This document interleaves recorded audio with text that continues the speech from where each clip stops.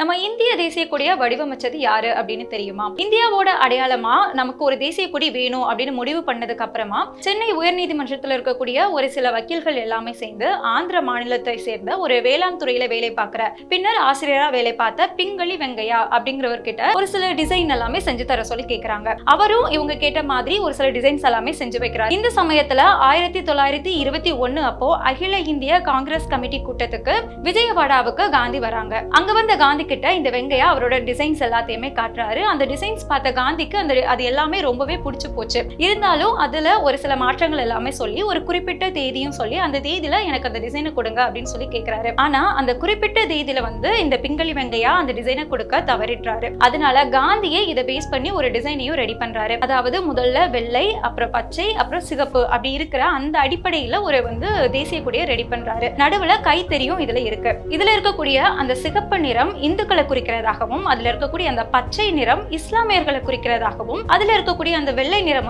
அங்க இருக்கக்கூடிய மற்ற மதங்களை குறிக்கிறதாகவும் காந்தி சொல்றாரு. இதுக்கப்புறமா பிங்களி வெங்கையா கூட மறுபடியும் ஒரு டிஸ்கஷன் வச்சு இப்போ நம்ம யூஸ் பண்ணிட்டு இருக்கக்கூடிய அந்த இந்திய தேசிய கொடி அடிப்படையிலான ஒரு கொடியை செய்யறாங்க. அதாவது முதல்ல சாஃப்ரான், அப்புறம் வெள்ளை, அப்புறம் பச்சை, நடுவுல கைத்தறி இருக்கிறது மாதிரியான ஒரு கொடியை வடிவமைக்கிறாங்க. இதுவே காங்கிரஸ் அவங்களோட அதிகாரப்பூர்வமான கொடியா ஏத்துக்கிட்டாங்க. பின்னர் சுதந்திர போராட்டத்துக்கும் இந்த கொடியவே பயன்படுத்தினாங்க. இந்த கொடியில இருக்கக்கூடிய முன்னாடி சொன்ன மாதிரி இந்துக்களுக்காக, முஸ்லிம்களுக்காக, அதுக்கப்புறம் மற்ற மதத்தினருக்காக அப்படின்னு சொல்லிட்டு குறிக்கும் போது மத கலவரம் ஏற்படுறதுக்கு அதிகமான வாய்ப்பு இருக்கு அப்படிங்கிறதுனால அவரோட அந்த கருத்தை, காந்தி சொன்ன அந்த கருத்தை 1929 அப்போ மாத்திக்கிறாரு. அதுல இருக்கக்கூடிய அந்த சாஃப்ரான் நிறம் யாகத்தை குறிக்கிறதாகவும், வெள்ளை நிறம் தூய்மையை குறிக்கிறதாகவும், அந்த பச்சை நிறம் நம்பிக்கையை குறிக்கிறதாகவும் ஒரு கருத்தை மாத்தி சொல்றாரு காந்தி. இதனால மத கலவரங்கள் குறைக்கப்படும் அப்படின்னு அவரு நம்புறாரு. அடுத்து 1946, 47 இந்த காலகட்டங்கள்ல நமக்கு கண்டிப்பாவே சுதந்திரம் கிடைச்சிரும் அப்படிங்கிற நம்பிக்கை வந்ததுக்கு அப்புறமா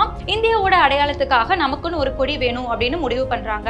இதுக்காக டெல்லியில ஒரு சட்ட அமைப்பு அவையும் நடத்துறாங்க. அந்த அவையில நடுவுல இருக்கக்கூடிய அந்த கைத்தறியை மாத்தி அதே வடிவமைப்புல நடுவுல அசோக சக்கரத்தை இணைச்சு நம்மளோட இந்திய தேசிய கொடியை வடிவமைச்சு அதே அதிகாரப்பூர்வமாகவும் அறிவிக்கிறாங்க. அந்த இந்திய தேசிய கொடியை தான் நம்ம இப்போ பயன்படுத்திட்டு இருக்கோம். இது மூலமா இந்திய தேசிய கொடியை வடிவமைச்சது காந்தி கிடையாது, ஆந்திர மாநிலத்தை சேர்ந்த அந்த ஆசிரியர் பிங்களி வெங்கையா தான் நம்ம இந்திய தேசிய கொடியை வடிவமைச்சாரு அப்படின்னு தெரிய வருது. இதுக்கு நடுவுல அந்த சக்கரத்தை இறுதியா வடிவமைச்சது இந்த சுரையா தியாப்ஜி அப்படிங்கிற இந்த ஹைதராபாத்தை சேர்ந்த பெண்மணி தான். கடைசியா வடிவமைச்சதுனாலயோ என்னவோ இவருதான் இந்த நம்ம தேசிய கொடியை வடிவமைச்சாங்க அப்படிங்கிற கருத்து பரவலாவே பரவிச்சு. ஆனா உண்மையாவே நம்ம இந்திய தேசிய கொடியை வடிவமைச்சது ஆந்திர மாநிலத்தை சேர்ந்த ஆசிரியர் பிங்களி வெங்கையா தான்.